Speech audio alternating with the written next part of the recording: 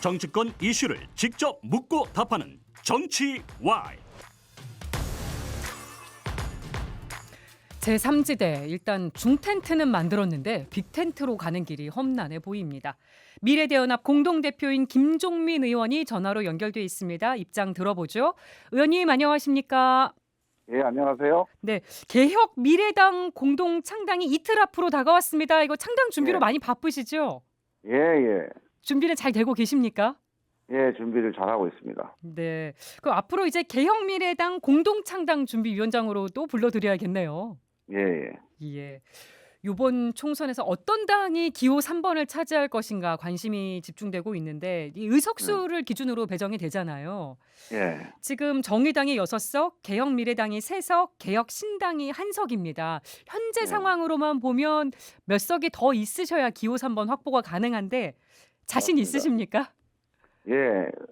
아마 이제 그 여야 당에서 새로운 정치에 대한 뭐 이런 고민들을 하시는 분들이 꽤 많이 있거든요. 네. 그런 분들이 이제 탈당을 하시거나 합류를 하시게 될 텐데 아마 개혁 미래당 쪽으로 제일 많이 올 것 같아요. 지금 뭐 몇 분 정도나 되시는지도 궁금한데 혹시 그거는 지금으로서는 네. 뭐 저희가 예측할 수는 없고요. 네. 그러니까 뭐 개인적으로 만나거나 전화 통화를 하거나 소통을 하고 있는데 아직까지는 공천 과정에서 정상적인 공천이 될 거다라고 기대하는 분들이 꽤 많아요. 네. 그래서 만약 정상 공천이 되면 나올 분들이 많지 않을 거고, 이거는 진짜로 편파적인 공천이다, 예. 부당한 공천이다, 이런 공천이 이루어진다면 아마 의외로 많은 분들이 또 합류할 가능성이 있다 이렇게 보고 있습니다. 공천 과정에 따라서 또 합류 여부가 또 네. 달라질 수도 있는 상황인 거고요. 그렇죠. 예. 빅텐트 성사 가능성도 많은 분들이 관심 있게 지켜보고 있습니다. 개혁 미래당과 개혁 신당의 합당이 가능할 것인가? 이 부분 어떻게 답변 주시겠습니까? 저는 이미 이제 그거는 창당하기 전에 네. 같이 하나의 당으로 만들었으면 그게 관심사인데 예.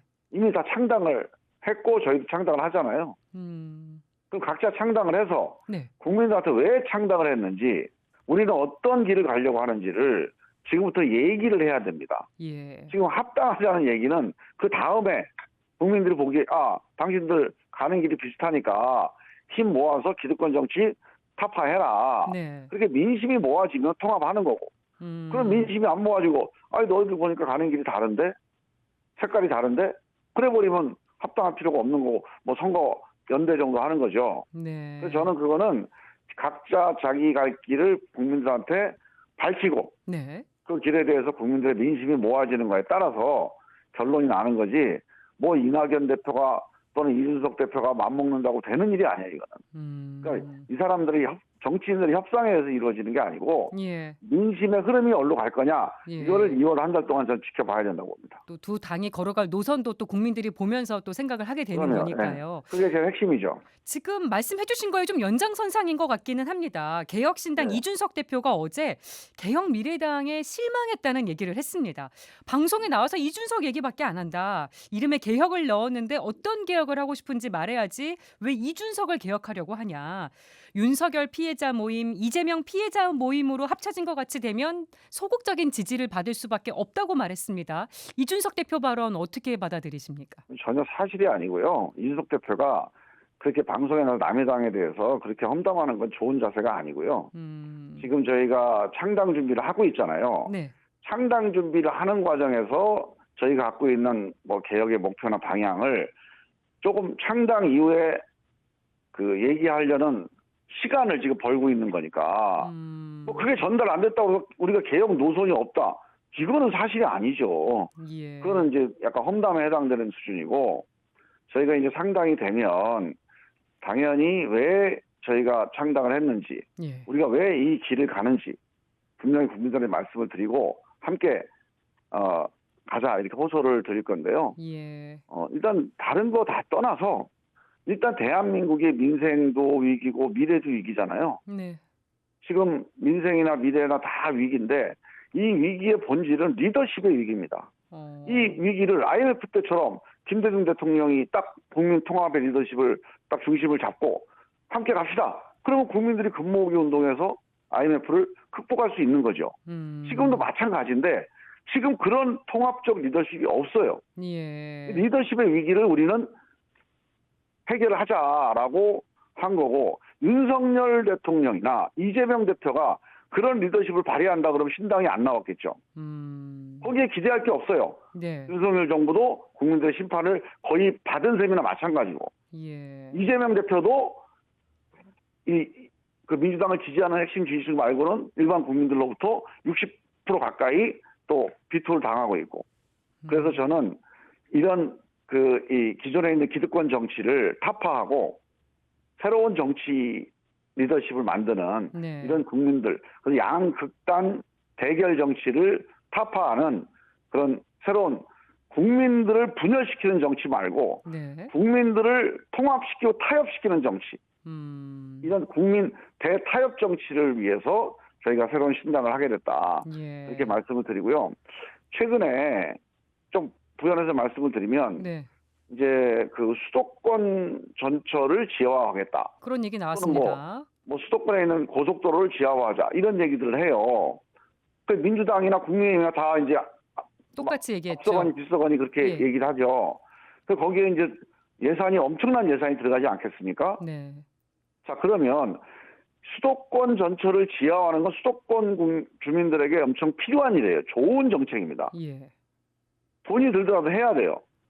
근데 그렇게 되면 수도권이 더 살기 좋아지겠죠. 네. 근데 이걸로 끝나면 좋은데 수도권이 이렇게 더 살기 좋아지면 지방에 있는 분들, 부산에 있는 분, 광주에 있는 분, 대구에 있는 분들이 다 서울로도 이사 올 거예요. 그래서 지방 소멸은 더 가속화됩니다. 국가 정책으로 본다면 이 문제에 대한, 이 고민에 대한 해결책이 같이 가야 되지 않습니까? 예. 근데 지금 양당이 수도권 표만 의식해서 그냥 수도권 전철 지하화 이 주장만 밀어붙여요. 그 표를 얻기 위한 이제 포퓰리즘적인 그런 정책이 되는 건데, 이런 정치 그만하자는 거예요. 이 국민들을 분열시켜요. 그럼 지방에 있는 분들은 야, 수도권이 더 살기 좋게 되고 더 사람 빠져나가면 우리 어떡하냐 라고 낙담하고 허전해 하잖아요. 예. 그러니까 이런 부분들, 이 수도권과 지방을 이렇게 분열시키고 대결시키는 정치가 아니고 통합의 정치를. 수도권 전철을 지하화한다. 그렇다면 그 예산의 2배, 3배를 지방에 투자해서 네. 지방에 수도권과 같은 대기업, 또 수도권 같은 서울대, 연고대 같은 글로벌 기업을 유치하고 육성하기 위한 특단의 대책을 대전, 광주, 대구, 부산에다가 같이 가야 됩니다. 그게 대타협 정치예요. 그러면 지방에 있는 분들은 야, 전철은 수도권 사람들 하는 대로 우리가 밀어주자. 예. 그 대신 기업과 대학은 지방이 원하는 대로 좀 수도권에 좀 밀어달라. 이런 대타협을 이루는 정치를 해야죠. 알겠습니다. 그 개혁신당에서는 같이 할 수 없는 인사가 있다 이런 얘기도 하고 있습니다. 안 되는 조건을 얘기했는데도 이제 개혁미래당에서 계속 숫자만 늘려간다, 갈수록 멀어지고 있다 이런 얘기도 하는데 이 부분은 어떻게 된 겁니까? 그거는 제가 보기에는 좋은 방법이 아니고요. 좋은 이제 자세가 아니고, 이 당에 누군가 같이 할 수 없다는 게, 예. 그러면 예를 들어서 윤핵관 같이 뭔가 비민주적인 거, 그 다음에 예를 들어서 무슨 뭐 사상적으로 의심되는 거, 뭐 이런 정도가 있어야 되지 않겠습니까? 아니면 뭐 부도덕하다거나. 근데 뭐 서로 의견이 좀 차이가 있다고 해서 같이 할 수 없다, 이거는 저는 맞지 않는다고 봐요. 네. 근데 이제 예를 들어서 그런 분이 어떤 직을 맡는 거나 아니면 공천을 하는 거나 그런 거는 뭐 논의해서 할 수 있지만, 누구는 안 된다라고 당을 만드는 건 저는 조금 맞지 않는다고 봅니다. 요거는 일단은 이유가 될 수 참여를 없다고 하되, 보시는 거. 예, 그분이 어떤 역할을 맡느냐에 대해서는 우리가 좀 뭐 열어놓고 얘기를 할 수는 있지만, 네. 정당은 입당의 자유가 있어요. 네. 정당 입당을 막을 수 있는 권한은 없습니다. 그래서 누구는 입당을 반대한다, 이거는 제가 보기엔 민주주의 원칙에 어긋난 거고요. 그런 분들이 공천을 받거나 무슨 당직을 맡거나 하는 거에 대해서는 우리가 반대 의견은 충분히 뭐 서로 토론해 볼 수 있겠죠. 네. 이낙연 전 대표의 총선 출마 여부도 궁금한데요. 불출마 의사를 여러 번 밝혔지만 출마 요구가 이어지고 있어서 요거는 네. 언제쯤 입장에 나올 수 있을까 궁금합니다. 그거는 이제 이낙연 대표님과 여러 번 이제 대화를 했는데요. 예. 일단 출마가 필요하다는 말씀을 저도 공개적으로 드렸어요. 네. 그런데 이제 보다 본질적인 것은 이낙연 대표가 뿌리가 호남이잖아요. 네. 그리고 호남에서 이낙연 대표에 대해서 약간은 그 잘못된 마타도에 의해서 그 유튜브에서 엄청난 마타도가 있었거든요. 그래서 왜곡이 돼 있습니다. 그래서 이것 때문에 호남 민심들을 다시 한번 결집시키고 설득하는 네. 그런 과정이 반드시 필요하다. 그리고 그거는 출마를 함으로써 더 이제 적극적으로 할 수 있다. 뭐 이런 취지의 출마 얘기를 한 거거든요. 예. 저는 출마 문제에 대해서 지금까지 불출마 약속을 해왔는데 이걸 뒤집기가 좀 힘들다, 부담스럽다. 뭐 그것도 이해가 갑니다. 네. 하지만 그렇다면 출마 결정을 좀 천천히 하시더라도 적극적으로 호남에 가셔서 호남 민심과 소통하고 호남 민심과 함께 그 설득하고 하는 작업을 네. 지금부터 하시자. 이렇게 말씀을 드리고 있습니다. 그리고 민주당 소속인 박지원 전 국정원장이 이낙연 전 대표의 행보를 세게 비판했습니다. 윤석열 정권을 비판해야지 민주당을 비판하는 건 잘못된 것이다. 왼수라는 표현까지 썼는데 이건 어떻게 들으셨습니까? 그거는 이제 그 윤석열 정권을 비판을 하잖아요. 네. 근데 윤석열 정권을 이렇게 살려주고 있는 게 민주당이다. 왜냐하면 윤석열 정권이 지금 60%가 반대를 해요, 국민들이. 네. 근데 그러면 민주당으로 이게 다 모였으면 윤석열 정권 벌써 심판 끝났잖아요. 근데 아직도 반반이에요. 정당 지지율이 비슷비슷해요. 예.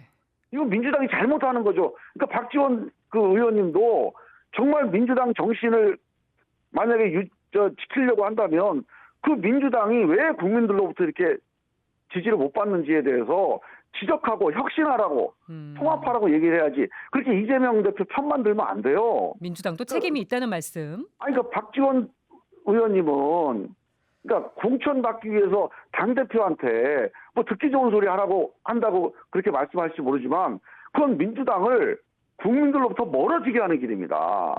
국민들의 적어도 과반수 이상이 지금 이 민주당 이재명 대표의 이 사당화 노선에 대해서 반대하고 있어요.